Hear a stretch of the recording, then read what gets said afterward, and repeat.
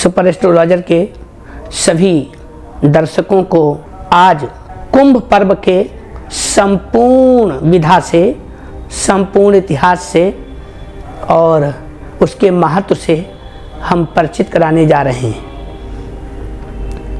कि कुंभ पर्व कैसे है, कहाँ से है और क्या इसका महत्व है। 12 महाकुंभ होते हैं। 12 महाकुंभों में से पृथ्वी लोक पर 4 महाकुंभ होते हैं। प्रयागराज, हरिद्वार, उज्जैन और नासिक, 4 तीर्थ स्थानों पे कुंभ पर्व मनाए जाते हैं। चारों तीर्थों में प्रत्येक लगभग 12 वर्षों के बाद एक कुंभ पर्व आता है। गंगा द्वारे प्रयागे च धारा गोदावरी तटे कुंभाख्यास्तु योगेयम प्रोच्यते शंकरादि भी। गंगा द्वार यानी हरिद्वार, प्रयाग और धारा नगरी यानी उज्जैन, गोदावरी यानी नासिक में शंकरादि देवगणों ने, शंकराचार्य आदि देवगणों ने कुंभ योग कहा है। मुख्य 12 कुंभ पर्व होते हैं। सागर मंथन, जब समुद्र का मंथन हुआ तो अमृत का कलश लेकर के भगवान धन्वंतरी उत्पन्न हुए। देवताओं के इशारे पर इंद्र के पुत्र जयंत ने वो अमृत कलश को छीन करके भागे, आकाश मार्ग में उड़ गया।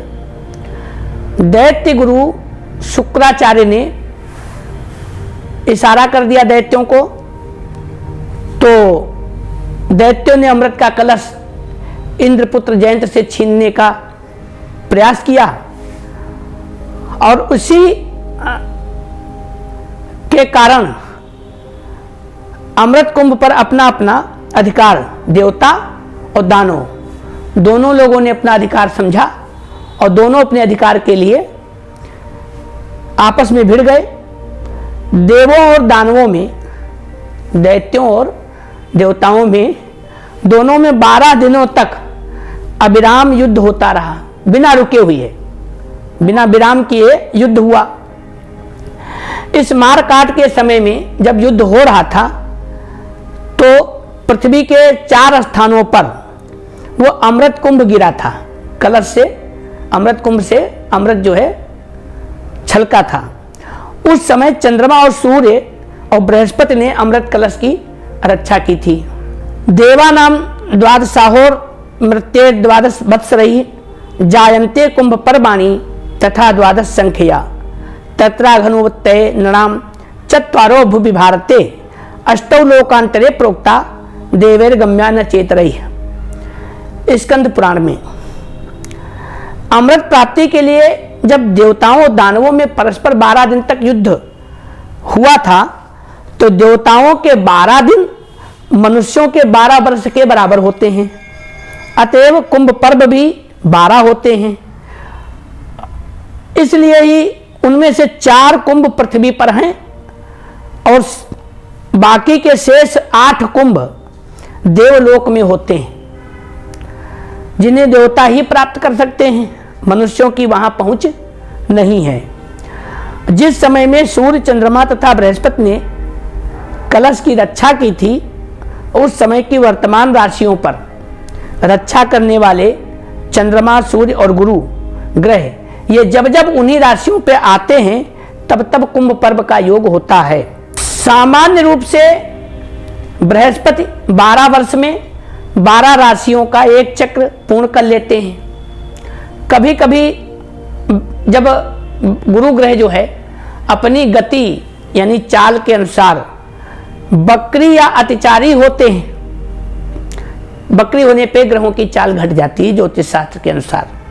जब बकरी होना होता है ग्रह की तो उसकी चाल, उसकी जो अंश कला विकला हैं वो घटना शुरू हो जाते हैं। जो गति होती है कला विकला में वो घटनी शुरू हो जाती है। तो इसी प्रकार से, और जब अतिचारी होते हैं तो चाल जो उसकी नियमित है उससे अधिक होने लगती है, तो वो अतिचारी कहलाता है। तो अतिचारी होने के कारण 11वें वर्ष में या 13वें वर्ष में बृहस्पति एक चक्कर लगा पाते हैं। इसलिए कुंभ पर्व का समय भी 11, 12, 13 अथवा 14वें वर्ष में भी हो सकता है। हरिद्वार का महाकुंभ। पद्मिनी नायके में से कुंभ राशि गते गुरु, गंगा द्वारे भवेद योगा, कुंभ नामा तदोत्तमा, ऐसा स्कंद पुराण में आया है। अर्थात जिस समय बृहस्पति कुंभ राशि पर होते हैं और सूर्य मेष राशि पर होते हैं, उस समय गंगा द्वार यानी हरिद्वार में कुंभ योग होता है। बसंते विश्वे चैव घटे देव पुरे पुरोहिते, गंगा द्वारे च कुंभाख्या सुधा मेति नरोयता। ये अवसर जो है वही अप्रैल और मई के महीने में आता है, जब मेष राशि पे सूर्य जाते हैं। प्रमुख शाही स्नान हरिद्वार का। हरिद्वार में कुंभ के 3 मुख्य शाही स्नान होते हैं। यहाँ कुंभ का पहला स्नान शिवरात्रि के दिन होता है, दूसरा स्नान चैत्र की अमावस्या को होता है और तीसरा प्रधान स्नान चैत्र के अंत में और बैसाख के पहले दिन, अर्थात जिस दिन बृहस्पति कुंभ राशि पर और सूर्य मेष राशि पर हो, उस दिन कुंभ स्नान होता है।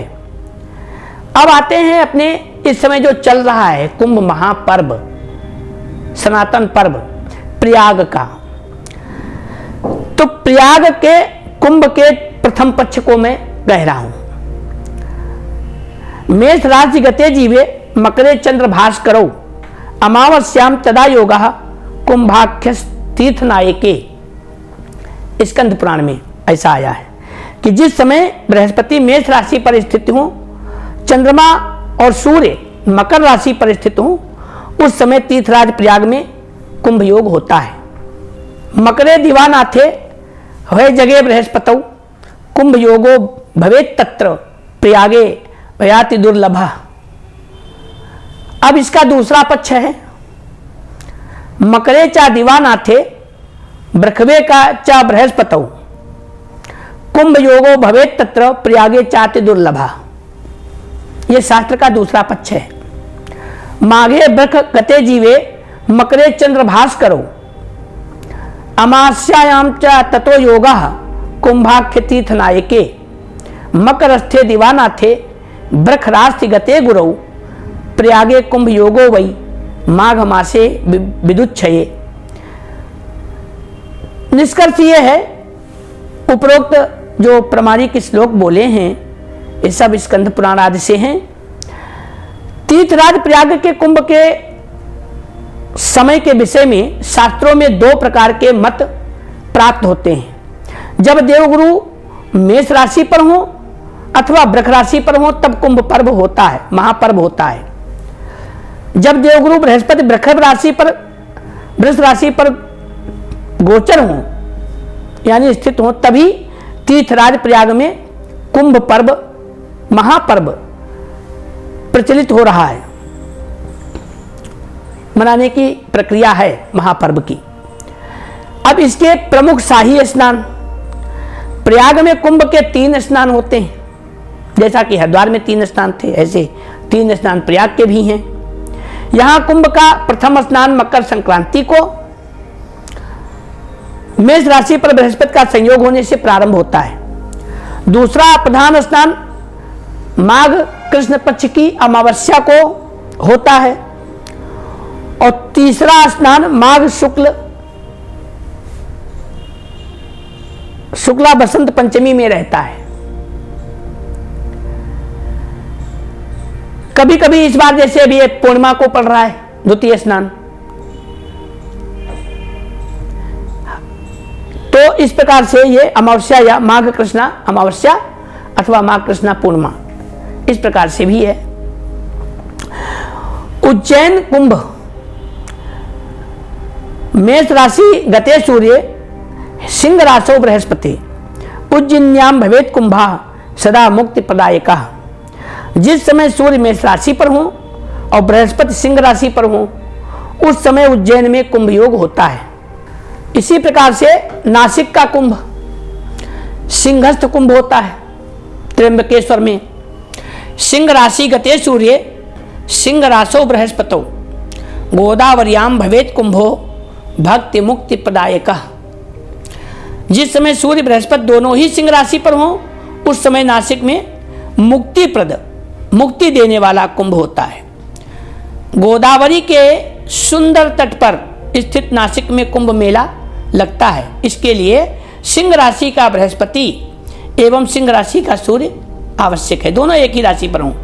इस पर्व का स्नान भाद्रपद में अमावस्या तिथि यानी कृष्ण जन्माष्टमी से 4-5 दिन बाद, जन्माष्टमी से 6 दिन, 6वें दिन है। देवगुरु बृहस्पति जब तक विश्वात्मा सूर्य नारायण के साथ सिंह राशि में रहते हैं तब तक का समय सिंहस्थ कहलाता है। इस सिंहस्थ काल में श्री नासिक तीर्थ की यात्रा, पवित्र गोदावरी में स्नान, त्र्यंबकेश्वर ज्योतिर्लिंग के दर्शन का बड़ा महात्म है, बहुत ही पूर्ण है इसका। यही पंचवटी में भगवान श्री राम ने वनवास का समय भी व्यतीत किया था। कुंभ पर्वों में स्नान का महात्म कहता हूँ। तानेव या पुमान योगे सौमृत्वाय कल्पते देवा नमन्ति तत्र स्थान यथारंका धनाधिपान। जो मनुष्य कुंभ योग में स्नान करता है वो अमृत तत्व यानी मुक्ति की प्राप्ति करता है। जिस प्रकार दरिद्र मनुष्य संपत्ति को पाकर नम्रता से अभिवादन करता है, उसी प्रकार कुंभ में स्नान करने वाले मनुष्य को जब वो ये लोक छोड़ करके जाता है तो देवता लोग उसको अपने लोक में स्थान देते हैं और उसे नमस्कार करते हैं। हरिद्वार स्नान की महिमा भी इसी प्रकार से है। कुंभ राशि गते जीवे तथा मेष गते रवो हरिद्वारे कृतम स्नानम पुनरावृत्ति वर्जनम। कुंभ राशि में बृहस्पति हो, मेष राशि पर सूर्य हो, हरिद्वार के कुंभ में स्नान करने से मनुष्य पुनः जन्म नहीं लेता, पुनः जन्म नहीं लेता, जन्म मरण के चक्र से मुक्ति मिल जाती है। यो अस्मिन् क्षेत्रे स्नायात कुंभेज्ये जगे रहो सतु स्याद वाक्पति साक्षात प्रभाकर इवा परः। जो इस क्षेत्र में बृहस्पति के कुंभ राशि पर और सूर्य के मेष राशि पर रहते समय स्नान करता है वह साक्षात बृहस्पति और दूसरे सूर्य के समान तेजस्वी होता है। सोमवारान बितायाम वा यस्याम कस्यामथा पिवा अमावस्याम तथा माघे बैसाखे कार्तिके पिवा।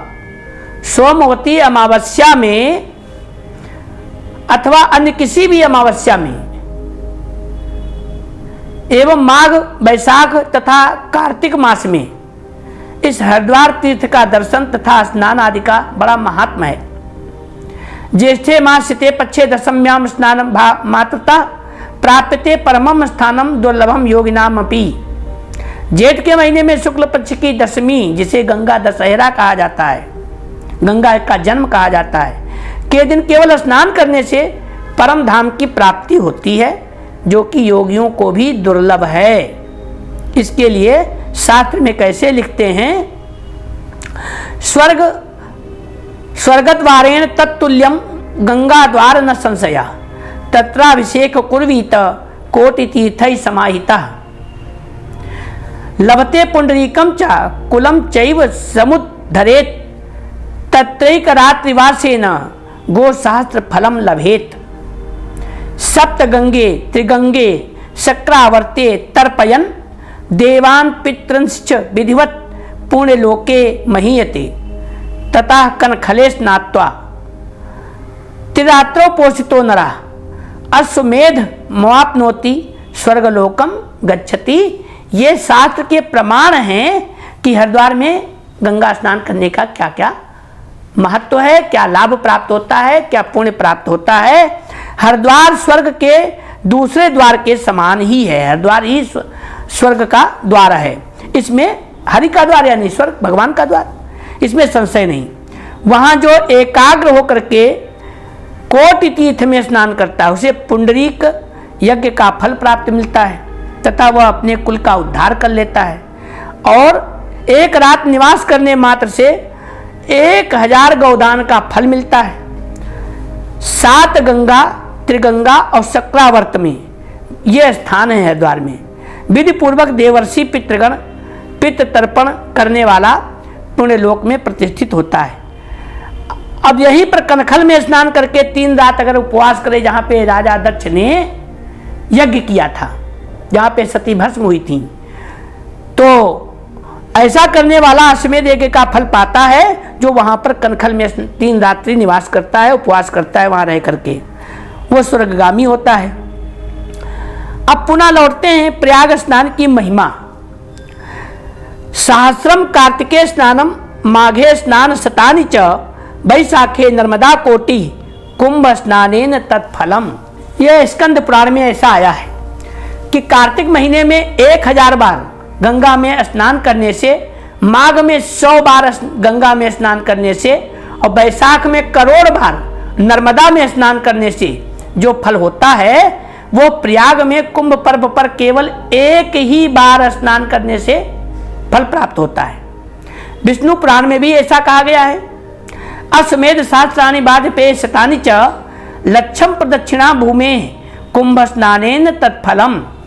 हजारों अश्वमेध यज्ञ करने से, 100 वाजपेय यज्ञ करने से और 1,00,000 बार पृथ्वी पर की प्रदक्षिणा करने से जो फल प्राप्त होता है वो फल केवल और केवल प्रयाग के कुंभ के स्नान मात्र से, स्नान करने से ही मिल जाता है। उज्जैन स्नान की महिमा। कुशस्थली महाक्षेत्रम योगिनाम स्थान दुर्लभम माधवे धवले पच्छे सिंगे जीवे अजय रवो उज्जैन्याम महायोगे स्नाने मोक्ष मवाप्नुयात। स्कंद पुराण के अवंती खंड में ऐसा आया है। जब सूर्य मेष राशि पर और गुरु सिंह राशि पर स्थित हों तथा वैशाख शुक्ल पक्ष में योगियों के लिए भी दुर्लभ शुभ कुंभ के समय में उज्जैन के क्षिप्रा तीर्थ में स्नान करने से मात्र से मोक्ष की प्राप्ति होती है। अन्य जगहों पे भी कहा गया है ग्रंथों में, धारायाम च तदा कुंभो जायते खलु मुक्तिदाह। इसी प्रकार से नासिक स्नान की भी महिमा। खष्टि वर्ष सहस्राणि भागीरथ्य वगाहनम सकृत गोदावरी स्नानम सिंहस्थे च बृहस्पतौ। जिस समय बृहस्पति मेष राशि पर हों उस समय गोदावरी में केवल 1 बार स्नान करने से मनुष्य 60,000 वर्षों तक गंगा स्नान करने के समान पूर्ण फल प्राप्त करता है। ब्रह्म वैवर्त पुराण में भी लिखा है, अश्वमेध फलम चैव लक्ष्य गोदानजम फलम प्राप्नोति स्नान मात्रेण गोदायाम सिंहगे गुरौ। इसकी महिमा कहते हैं कि जिस समय बृहस्पति सिंह राशि पर स्थित हों उस समय गोदावरी में केवल स्नान मात्र से मनुष्य अश्वमेध यज्ञ करने का तथा 1 लक्ष्य गोदान करने का पुण्य प्राप्त करता है। अब यहाँ पर बीच में रुकते हुए मैं थोड़ी सी अपनी वार्ता को भी कह रहा हूँ कि देखिए, हमारे शास्त्रों का, वेदों का, पुराणों का जो लोग बहिष्कार करते हैं, अरे वेदों पुराणों में तो बहुत कठिनता है, बड़ी जटिलता है, इनका पालन कैसे कर पाएंगे, ये नहीं सोचते कि अगर हम अपने वेदों पुराणों शास्त्रों को देखें, पढ़ें, सुने, उनका अध्ययन करें। अब ये चीज़ें जो अभी मैं बता रहा हूँ ये वेदों पुराणों शास्त्रों से ही तो मैं बता रहा हूँ। एक शब्द वहाँ पे मैंने लिखा देखा, सनातन गर्भ कुंभ महापर्व, और फिर क्या लिखते हैं उसमें आगे एक शब्द और आता है, आस्था की डुबकी। गंगा स्नान की डुबकी नहीं कहा गया, आस्था की एक डुबकी लगाएं। तो आप आस्थान्वित हो, आस्था के साथ में स्नान करेंगे जब, तब आपको फल प्राप्त होगा। किसी के पास में धन हो या ना हो, जीवन काल में कोई बड़ा महत्वपूर्ण अनुष्ठान आदि कर पाया हो ना कर पाया हो, बड़ा यज्ञ आदि कर पाया हो ना कर पाया हो, लेकिन यदि कुंभ स्नान करता है जाकर के आस्था, भक्ति, विश्वास के साथ में, तो उसे इसका लाभ प्राप्त होता है। अश्वमेध यज्ञ का फल प्राप्त होता है, वाजपेय यज्ञ का फल प्राप्त होता है।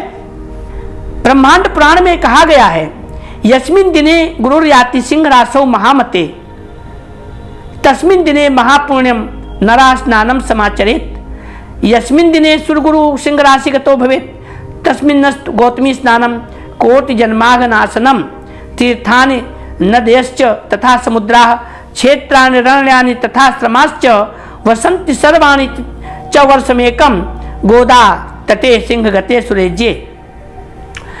कुंभ पर्व के आदि प्रवर्तक भगवान श्री शंकराचार्य जिस कुंभ पर्व का उल्लेख वेदों और पुराणों में मिलता है उसकी प्राचीनता के संबंध में तो किसी को संदेह होने का अवसर नहीं है।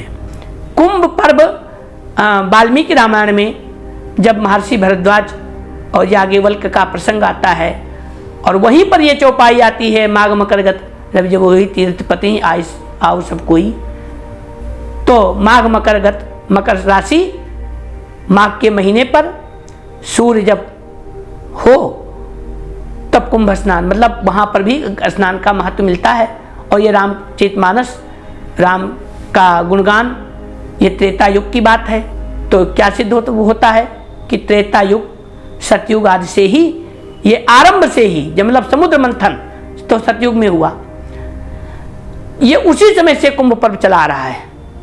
तो इसलिए अगर कोई ये बात ध्यान में रख करके चल रहा है कि 1500 वर्षों से ये कुंभ ज़्यादा बढ़ा चढ़ा करके किया जा रहा है या 2-2500 वर्ष से लग रहा है, ये केवल धूर्तों की एक चाल है हमारी आस्था पे प्रहार करने का। कुंभ स्नान समुद्र मंथन के बाद से ही आरंभ हो चुका था, ये सत्य है। किंतु ये बात अवश्य विचारनी भी है कि कुंभ मेले का धार्मिक रूप में प्रचार प्रसार करने का श्रीगणेश किसने किया। इस विषय में बहुत अन्वेषण यानी खोज करने पर सिद्ध होता है कि कुंभ मेले को प्रवर्तित करने वाले भगवान आदि शंकराचार्य ही हैं।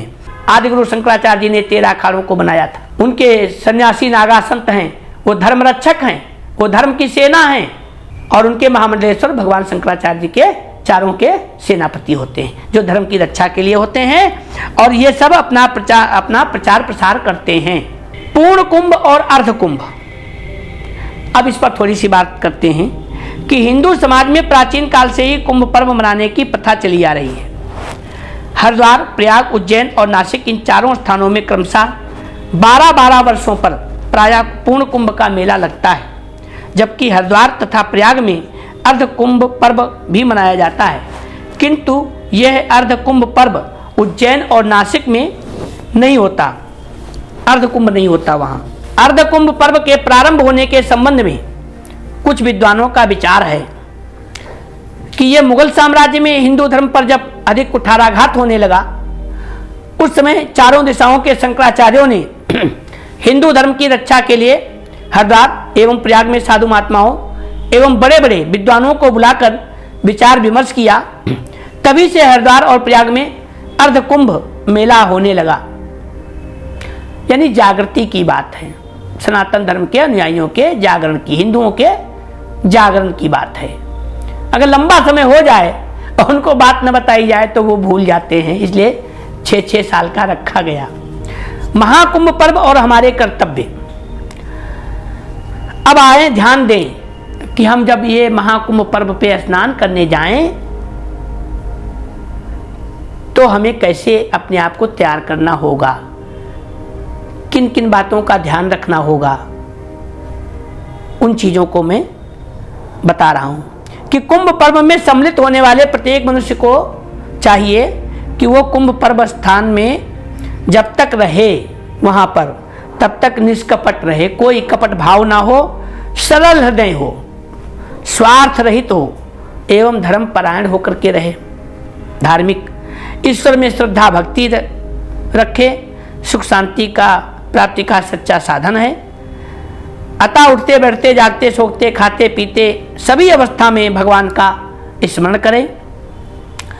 प्राणी मात्र में गुण दोष स्वाभाविक होते हैं, सभी में अच्छाई बुराई होती है, उसको ना हम देखें किसी की अच्छाई बुराई गुण दोष, ना उसे अपने में उतारें, ना ही उसकी कल्पना भी भूल करके ना करें, दूसरों का दोष ना देखें।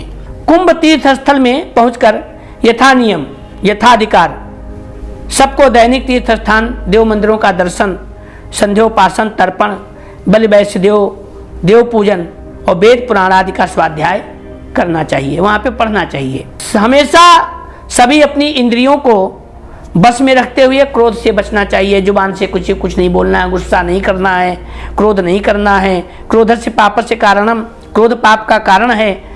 इस प्रकार से हमें अपने आप को रखना है। शांत हृदय, सरल स्वभाव, मुस्कुराते हुए प्रसन्न रूप से वहाँ पर कुंभ पर्व में जो यज्ञ यज्ञादि हो रहे हैं एवं ब्राह्मणों को जो मुक्त हस्त से खुले हाथों से दान देना चाहिए। आपके पास जितनी श्रद्धा हो उतना दान दो। सही समय में साधु महात्मा एवं विद्वानों के दर्शन जब जब समय लगे आपको, और उनके उपदेश यदि कोई अच्छे आपको लगते हैं तो उनके उपदेशों को अपने जीवन में उतार करके अपने जीवन को पवित्र बनाना चाहिए। खान पान रहन सहन सात्विक होना चाहिए। एक समय फलाहार और एक समय अन्नाहार करना चाहिए। तीर्थ में दान लेने से बचना चाहिए। तीर्थ के विषय में एक बात और कही गई है, अन्य क्षेत्रे कृतं पापम तीर्थ क्षेत्रे विनश्यति, और तीर्थ क्षेत्रे कृतं पापम जन्म जन्मांतर पुनरावृत्ति। अन्य कहीं भी आप कोई पाप कर डालें, अगर तीर्थ में चले जाते हैं तो वो आपका पाप नष्ट हो जाता है। लेकिन अगर कहीं तीर्थ क्षेत्र में आपने कोई पाप कर लिया, वो कभी भी नष्ट नहीं होता। सनातन धर्म का पालन तो हर अवस्था में करना ही चाहिए। बहुत से लोग इस बात को कहते हैं, हम तो हर महीने फला तीर्थ पे फला ज्योतिर्लिंग के दर्शन के लिए हम गए हैं, यहाँ जाते हैं, वहाँ जाते हैं, अयोध्या मथुरा काशी सब कहीं जाते हैं। लेकिन पड़ोस के एक मंदिर पे अगर छोटा सा भगवान शिव का मंदिर स्थापित है पड़ोस में, गली में, मोहल्ले में, तो वहाँ पर हम धूप दीप नैवेद्य की भी व्यवस्था नहीं करते। ये भी तो गलत है। इस पे भी तो हम ही आपको सोचना पड़ेगा। और इसलिए धर्म की अवधारणा सर्वत्र एक समान रखनी चाहिए। तीर्थ में यज्ञ यज्ञादि धर्मानुष्ठानों के करने तथा भागवत आदि पुराणों के श्रवण का बहुत फल लिखा है, अतः यथाशक्ति सबको धार्मिक कार्य में हाथ बटाना चाहिए। तीर्थ स्थान में अहिंसा, सत्य, अस्तेय, ब्रह्मचर्य, अपरिग्रह, शौच, संतोष, तप, स्वाध्याय तथा ईश्वर प्राणी प्रधान इन नियमों का पूर्णतया पालन करना चाहिए। अपने इष्ट देवता का सर्वदा स्मरण करते रहना चाहिए। तीर्थ में जाकर भूलकर भी किसी का अनिष्ट चिंतन नहीं करना चाहिए। तीर्थ स्थान में यथासंभव अपने ही अन्न और वस्त्र का प्रयोग करना चाहिए, उपभोग करना चाहिए। कुंभ पर्व में घी पूर्ण कुंभ का विद्वान ब्राह्मण को दान करना चाहिए। एक कलश में या लोटे में, ठीक है, कांसे फूले के लोटे में या मिट्टी के पात्र में घी भर करके दान करना चाहिए। कुंभ पर्व में स्नान करते समय कुंभ के स्वरूप का ध्यान, कुंभ यानी कलश ध्यान, और कुंभ प्रार्थना तथा उस तीर्थ की प्रार्थना करके ही स्नान करना चाहिए। कुंभ पर्व में स्नान करने से के पूर्व कलश यानी कुंभ मुद्रा दिखलाकर और उसमें अमृत की भावना करके ही स्नान करना चाहिए। कुंभ स्नान की विधि में जो कुछ त्रुटि हो जाए उसकी पूर्णता के लिए भगवान श्री हरि का स्मरण अवश्य करना चाहिए। आज हमने अपने सुपर एस्ट्रोलॉजर के सभी दर्शकों को जब जब भी ये कुंभ पर्व पड़ेंगे और चारों स्थानों पे पड़ेंगे, हमेशा के लिए ये एक कुंभ स्नान के विषय में संपूर्ण वृत्तांत यानी एक प्रमाण, एक साक्ष्य के साथ हमने आज बताया है, जो ये हमेशा लोगों के काम आएगा। इस वीडियो को पूर्ण रूप से देखें, सुने, समझें और अपने जीवन में उतारें। आगे भी हम आप लोगों को अन्य धार्मिक विषयों पर बताते रहेंगे। जय श्री राम।